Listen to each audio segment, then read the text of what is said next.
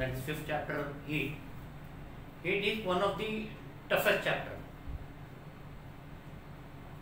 One of the toughest chapter in your portion of science 1, especially their sums, their problems, word problems are very very tough.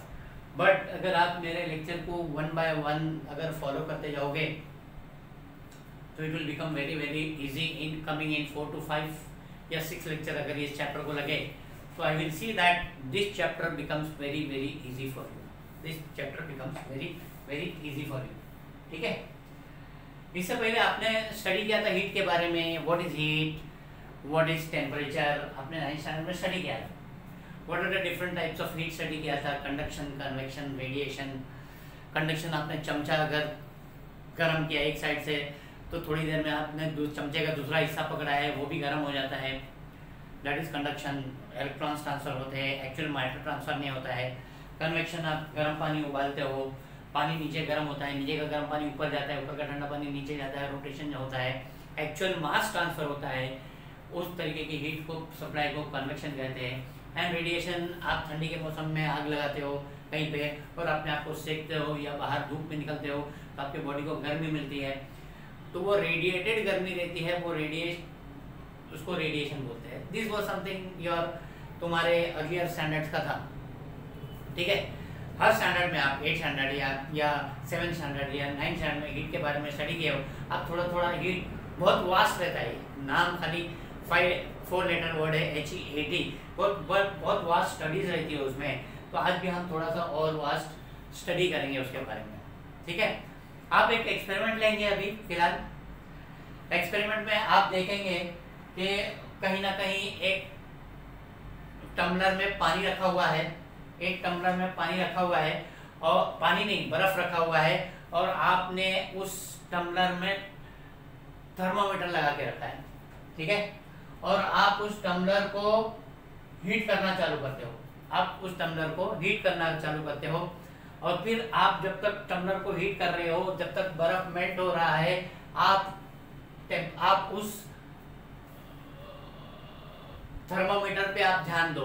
उस thermometer पे जो आपका temperature बता रहा है उस पे ध्यान दो. अब क्या ध्यान दोगे कि आप बर्फ का टेम्परेचर जो है वो 0 डिग्री रहता है तो आपका थर्मामीटर जो है it is showing 0 degree. And as you are supplying heat from down, slowly ice is starting to melt. कहीं ना कहीं एक पीरियड पे जाके 50% आइस और 50% वाटर रहता है. बट आप थर्मामीटर का टेम्परेचर देखोगे तो it is still showing 0 degree. आप फिर और हीट कर रहे हो, कहीं ना कहीं जाके आपका 90% वाटर हो गया पर अभी भी 10% बर्फ है उसमें. अभी भी आपका थर्मामीटर का टेम्परेचर आपका 0 डिग्री बता रहा है. आपका 99% वाटर मेल्ट हो गया, 1% आपका आइस अभी भी उसमें है, आपका थर्मामीटर 0 डिग्री ही बता रहा है. ठीक है. क्या हो रहा है यहाँ पे, आप हीट सप्लाई कर रहे हो. बर्फ जो है सॉलिड फेज से लिक्विड फेज में कन्वर्ट हो रहा है बट टेम्परेचर नहीं चेंज हो रहा है. There is an hidden supply of heat हो रही है. कहीं ना कहीं हीट सप्लाई हो रही है. हीट सप्लाई होना चाहिए तो टेम्परेचर चेंज होना चाहिए पर यहाँ पे टेम्परेचर चेंज नहीं हो रहा है. आपके पानी के जो मॉलिक्यूल्स है जो सॉलिड फेज में थे वो लिक्विड फेज में कन्वर्ट होते जा रहे हैं. हीट एनर्जी मिल रही है बट आपके बर्फ का पानी का टेम्परेचर 0 से बिल्कुल चेंज नहीं हो रहा है जब तक कि आपका पूरा बर्फ जो है पानी नहीं हो जाता है. इस पर्टिकुलर चीज को ध्यान में रखो कि आपका बर्फ जब तक चेंज पूरा पानी तक नहीं हुआ जब तक टेम्परेचर कांस्टेंट था. हम पूरा पहले एक्सपेरिमेंट डिस्कस कर लेते हैं फिर बाद में इस पर्टिकुलर चीज को डिस्कस करेंगे.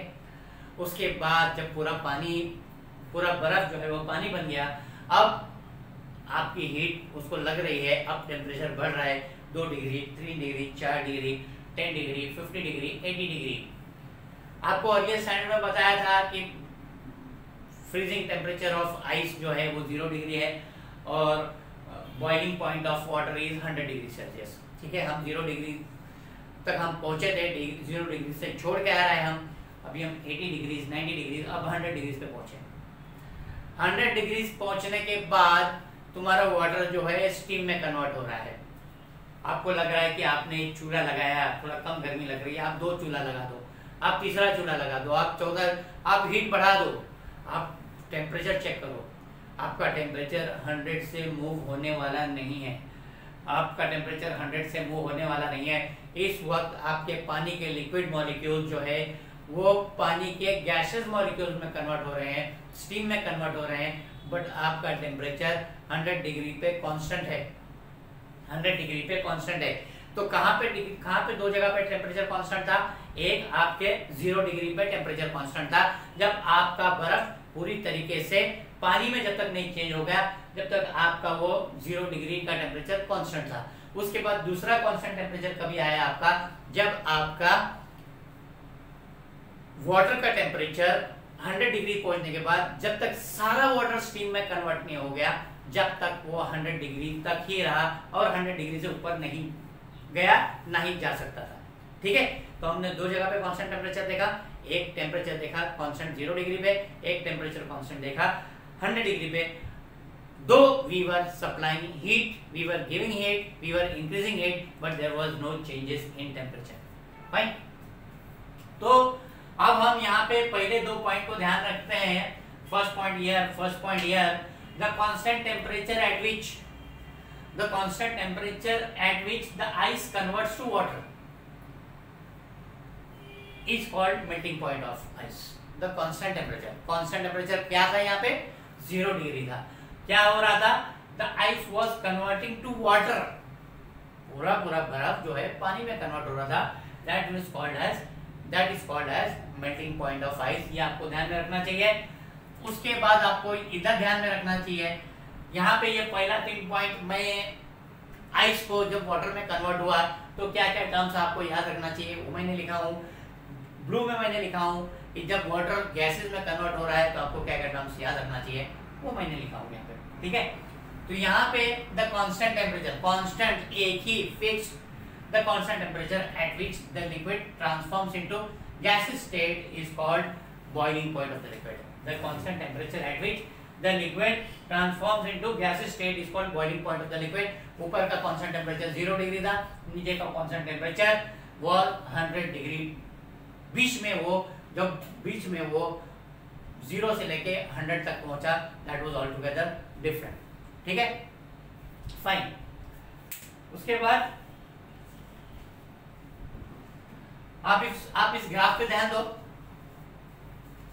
ठीक है, what do you see there when you look at that graph?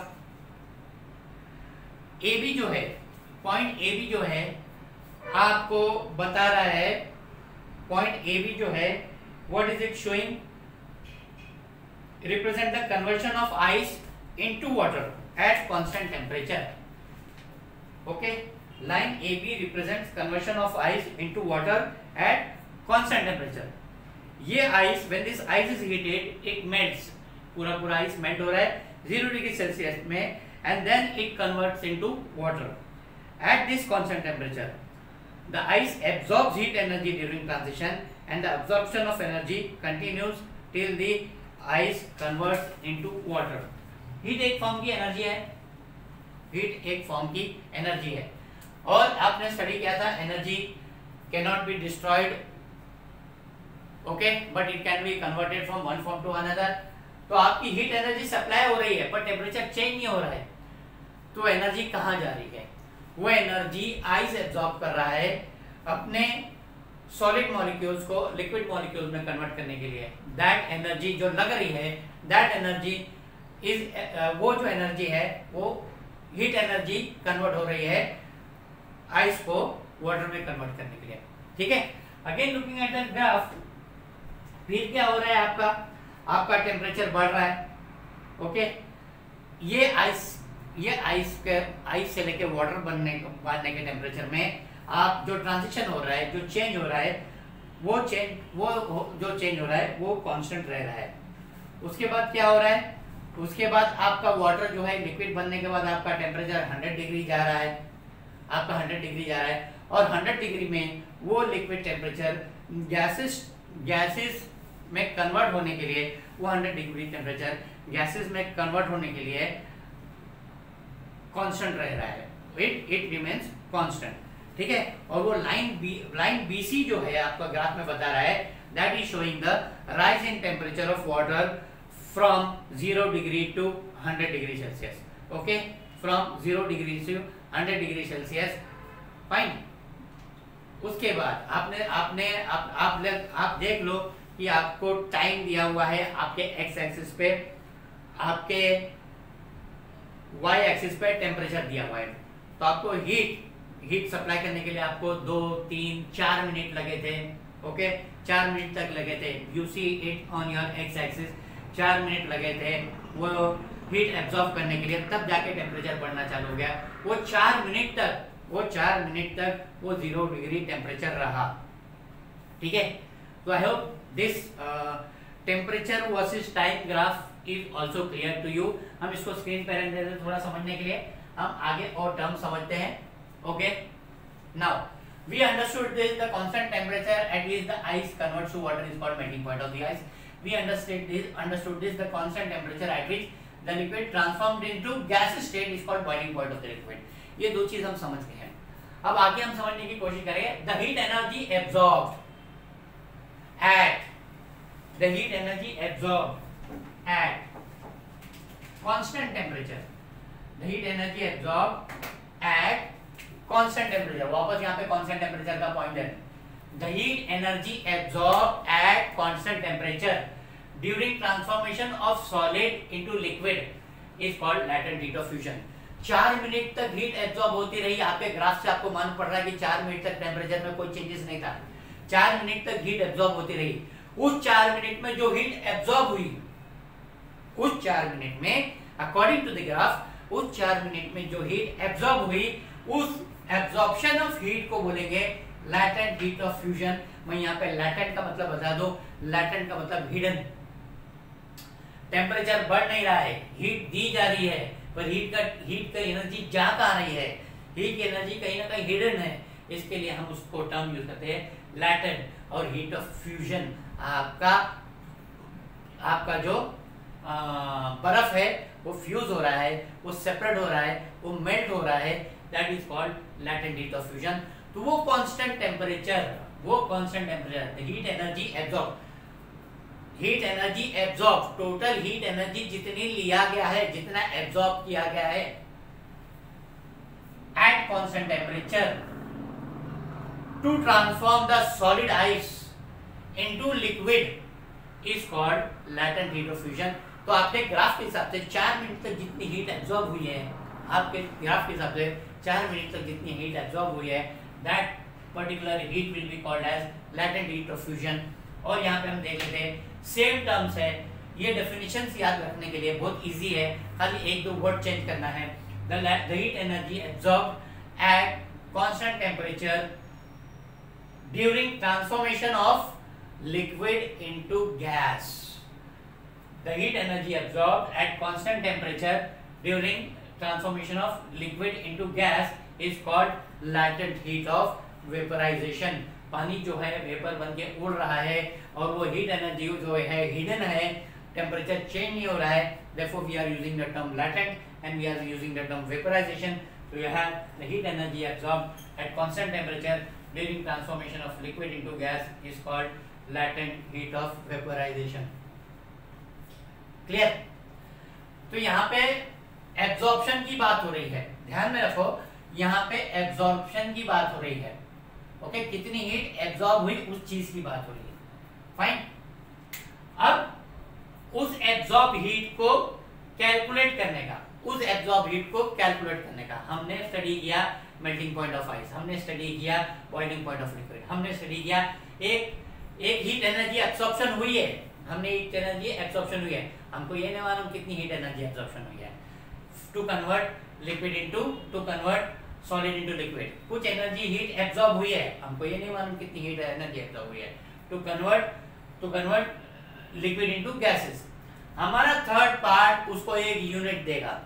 हमारा थर्ड पार्ट जो है, क्योंकि टेम्परेचर चेंज नहीं हुआ तो हम हीट कैसे कैलकुलेट करेंगे, टेम्परेचर चेंज नहीं हुआ तो हम हीट कैसे कैलकुलेट करेंगे? तो हमारा थर्ड पार्ट उसको यूनिट देगा, the amount of heat energy absorbed at constant temperature. Heat energy absorbed at constant temperature यहाँ था, तो द अमाउंट ऑफ हीट, अब कितनी हीट एब्जॉर्ब की गई है, the amount of heat absorbed at constant temperature by unit मास। अब हम कहीं ना कहीं एक फिगर लेते हैं कि भाई 1 किलो पानी लिए या 100 ml पानी लिए या 2 लीटर पानी लिए, तो वो जो भी हम लेंगे उसको यूनिट मास गिनेंगे हमको हीट एनर्जी कैलकुलेशन करने के लिए।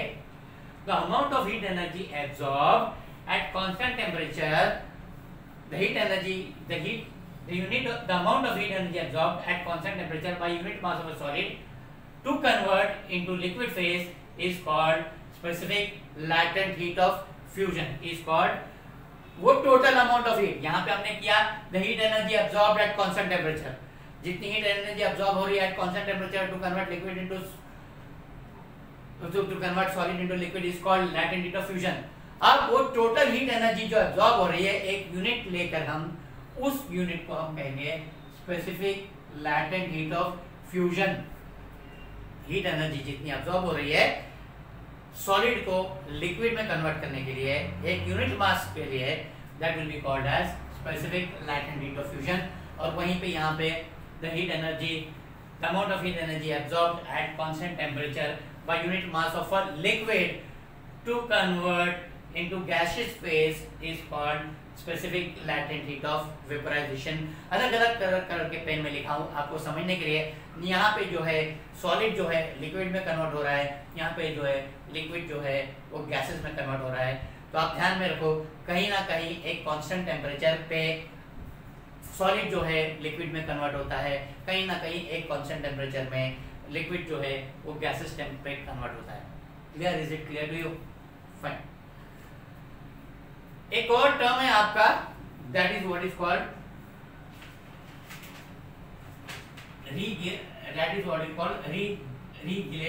रीजिलेशन और regelation. Pronunciation I can't say right now, regelation. उस टर्म को भी याद रखना चाहिए। आपने टर्म याद रखा मेल्टिंग पॉइंट ऑफ आइस, आपने टर्म याद रखा लैटेंट हीट ऑफ फ्यूजन, आपने टर्म याद रखा specific latent heat of fusion, boiling point of liquid, latent heat of vaporization, specific latent heat of vaporization, रीजिलेशन। आज हम रीजिलेशन बोलते हैं उसको। सबने गोला खाया होगा, ठीक है? तो गोला वाला क्या करता है, गोला पहले उसको श्रेड करता है, पहले उसके चूरा करता है, चूरा करने के बाद एक लकड़ी लगाता है, उसके बाद फिर हाथ से दबाता है उसको, तो बर्फ गिरता नहीं है, बर्फ वापस जम जाता है, बर्फ वापस जम जाता है, एक बर्फ का बॉल बन जाता है, फिर कलर डाल के आपको देता है, आप एंजॉय करते हो। That particular property is called regelation. उसको और मैं बता दूं, एक आइस स्लैब है, एक बड़ा सा आइस स्लैब दिया आपने, उसके वो एक धागा रख के दोनों साइड आपने वजन बांध दिया, क्या हो गया, धागा उस बर्फ को काटते काटते काटते काटते नीचे से निकल जाएगा, पर बर्फ का टुकड़ा फिर वैसे ही बना रह जाएगा। That property is called regelation. Why does it happen? Why does it happen, and what is it? What is that property? What is that property? मैं पहले आपको बता दूं exactly what is it. Regelation, the phenomenon in which the ice converts to liquid. पहले बर्फ जो क्या हो रहा है वो लिक्विड बन रहा है, पहले बर्फ जो है पानी बन रहा है due to applied pressure, and then reconverts to ice once the pressure is removed is called regelation. एक बार आप प्रेशर अप्लाई कर रहे हो तो बर्फ जो है वो बर्फ जो है वो पानी बन रहा है, उसके बाद आपका पानी जो है वापस बर्फ बन रहा है, that property is called regelation. Short form, बर्फ टू पानी, पानी टू बर्फ is called regelation. Why does this happen? आपको मालूम है बर्फ का फ्रीजिंग पॉइंट या मेल्टिंग पॉइंट आपका 0 है, बर्फ का मेल्टिंग पॉइंट आपका 0 है। अब जब क्या होता है, ये मेल्टिंग पॉइंट और बॉइलिंग पॉइंट प्रेशर की वजह से चेंज होते रहते हैं, प्रेशर अप्लाई करने पे चेंज होते रहते हैं, जो आपने स्टडी किया अर्लियर स्टैंडर्ड में। तो आप जब बर्फ पे प्रेशर लगा रहे हो तो बर्फ का मेल्टिंग पॉइंट लोअर हो जाता है। समझो मेरी बात को, साइंस समझो। बर्फ का मेल्टिंग पॉइंट इज लोअर, मतलब बर्फ का मेल्टिंग पॉइंट समझो -2 -3 पे चला जाता है प्रेशर अप्लाई करने के लिए। 0 डिग्री पे बर्फ है तो 1 डिग्री पे क्या होगा, पानी होगा। 0 डिग्री पे बर्फ है तो 1 डिग्री पे पानी होगा, क्योंकि 0 degree is the melting point of ice. अगर मैंने प्रेशर बढ़ा दिया तो -2 डिग्री हो गया मेल्टिंग पॉइंट ऑफ आइस। तो -2 हो गया मेल्टिंग पॉइंट ऑफ आइस, तो 0 डिग्री पे क्या होगा, पानी होगा। ठीक है, तो 0 डिग्री पे पानी हो जाएगा। तो 0 डिग्री चल रहा है पर हमने प्रेशर लगाया है तो 0 डिग्री पे वो पानी में कन्वर्ट हो गया। हमने जैसे ही प्रेशर को हटा दिया, वापस melting point of ice 0 degree हो गया। तो 0 डिग्री पे पानी जो है वापस बर्फ बन गया। ओके, तो प्रेशर लगाने से बर्फ का मेल्टिंग पॉइंट लोअर हो जाता है, जिसकी वजह से 0 डिग्री पे पानी बन जाता है बर्फ। उसके बाद जैसे ही प्रेशर हटा दिए वैसे ही बर्फ जो है वापस अपने मेल्टिंग पॉइंट पे 0 डिग्री पे आ जाता है, तो वापस पानी बर्फ बन जाता है। That is the reason for property of regelation. Pressure लगाने से बर्फ पहले पानी बनता है, प्रेशर हटाने से पानी जो है फिर बर्फ बनता है। That particular property is called regelation. Fine, so just go through it और रिजिलेशन।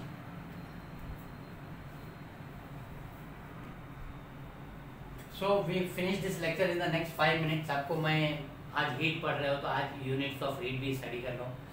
ओके, तो दो चीज है आपका MKS, metres kilogram second, also known as SI unit,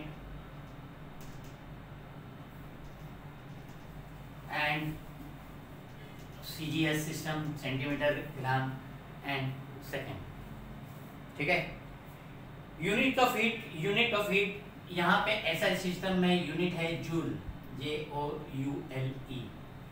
unit है जूल। और यहाँ पे सीजीएस में आपका है कैलोरीज। एक चीज मैं आपको बता दूं कि what is the relation between calorie and joule, वो है 1 calorie is equal to 4.18 joule, जो आपको याद रखना चाहिए। 1 calorie is equal to 4.18 joules. ठीक है, उसके बाद आपके कुछ डेफिनेशंस है which is here.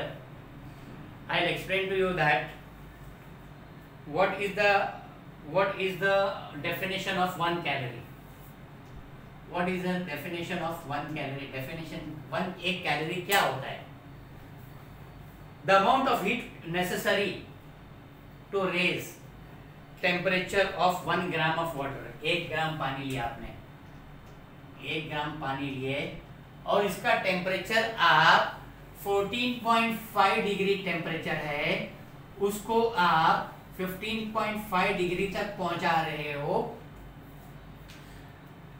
14.5 टेम्परेचर का पानी 1 ग्राम ऑफ वाटर लिया और उसको हीट करके उसको 15.5 पे पहुंचाया। दैट अमाउंट ऑफ हीट जितनी रिक्वायर हुई, that is called 1 calorie heat. That is called 1 calorie heat. Okay, the amount of heat necessary to raise 1 gram of water by 1 centi. हाँ, कितना 1 ग्राम ऑफ वाटर कितना temperature बढ़ाने का है? 1 calorie temperature, 1 Celsius temperature बढ़ाने का है। 1 Celsius temperature बढ़ाने का है। पानी कितना लेने का है? 1 ग्राम। पानी का टेम्परेचर कितना होना चाहिए? 14.5। पानी का टेम्परेचर 1 सेल्सियस बढ़ा रहे हो, 14.5 से 15.5 तक बढ़ा रहे हो। That particular definition is called 1 calorie. और आपका फिर आ रहा है 1 kcal, 1 kilo calorie. 1 kilo calorie क्या है? आप 1 किलो पानी लेते हो, 1 kg वाटर लेते हो, 14.5 से लेके 15.5 का टेम्परेचर, मतलब 1 डिग्री सेल्सियस बढ़ा रहे हो। इधर आपने लिया 1 ग्राम ऑफ वाटर, इधर आप ले रहे हो 1 kilogram of water. Let me read that out to you. Similarly the amount of heat necessary to raise the temperature of 1 kg of water by 1 degree celsius. कहां से? 14.5 टेम्परेचर होना चाहिए to 15.5 का सेल्सियस टेम्परेचर होना चाहिए। That will be called as 1 kcal, 1 kcal। अब जाहिर सी बात है कि ये कांस्टेंट है, 1 डिग्री सेल्सियस का कांस्टेंट है, 1 डिग्री सेल्सियस कांस्टेंट है। 14.5 से 15.5 तक कांस्टेंट है, 14.5 से 15.5 तक कांस्टेंट है, तो यहाँ पे चेंज क्या हुआ 1 ग्राम चेंज टू 1 किलोग्राम, मतलब 1000 टाइम बढ़ गया, तो आपको मिलता है 1 kcal is equal to 1000 calories, क्योंकि उतना टाइम हीट होगा, तो इससे आपको डिराइव करके मिलता है 1 kcal is equal to 1000 calories. अब एक क्वेश्चन आपके दिमाग में चल रहा होगा कि ये क्या चीज है भाई, 14.5 टू 15.5 क्या, ठीक है। अब मैं किसी का एक कैलोरी कैलकुलेट करना है मुझे, तो मैं 3 चीज ले रहा हूँ, ठीक है। पहला ले रहा हूँ एक वाटर एट टेम्परेचर 5 डिग्री, दूसरा ले रहा हूँ वाटर एट टेम्परेचर 20 डिग्री, तीसरा ले रहा हूँ वाटर एट टेम्परेचर 45 डिग्री, ठीक है, इन वेट, ओके। मैं ले रहा हूँ water at temperature 5 degree, 20 degree और 40 डिग्री, और इसको मेरे को 5 डिग्री को 6 डिग्री पे पहुंचाना है, 21 डिग्री पे पहुंचाना है, 41 डिग्री पे पहुंचाना है, क्योंकि मुझे एक कैलोरी का चेंजेस करना है। 5 डिग्री के टेम्परेचर को 6 डिग्री पे पहुंचाने के लिए, बिकॉज इट इज ठंडा पानी है, तो मुझे ज्यादा टेम्परेचर इस्तेमाल करना पड़ेगा। 20 डिग्री का टेम्परेचर थोड़ा एवरेज पानी है, उससे थोड़ा कम हीट लगेगी, और 40 डिग्री का टेम्परेचर जो थोड़ा ऑलरेडी गर्म पानी है, उसको 41 टेम्परेचर पहुंचाने के लिए तो और कम हीट लगेगी।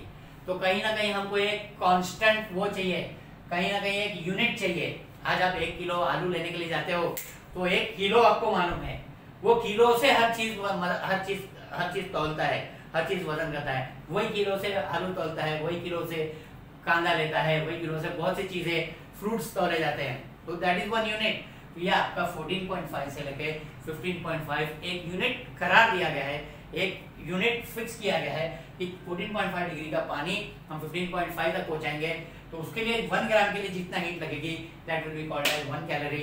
14.5 डिग्री का पानी, 14.5 डिग्री टेम्परेचर वाला पानी हम 15.5 पहुंचाएंगे, और 1 किलो पानी लेंगे, जितना हीट लगेगी that will be called as 1 kilo calorie. So understand this now. MKS system में unit of heat is joule, CGS system में unit of heat is calories, and 1 calorie is equal to 14.18 joules. ये पर definition आपको याद करना चाहिए जो आपके यहाँ पे है, ठीक है। Thank you very much, that is all for today.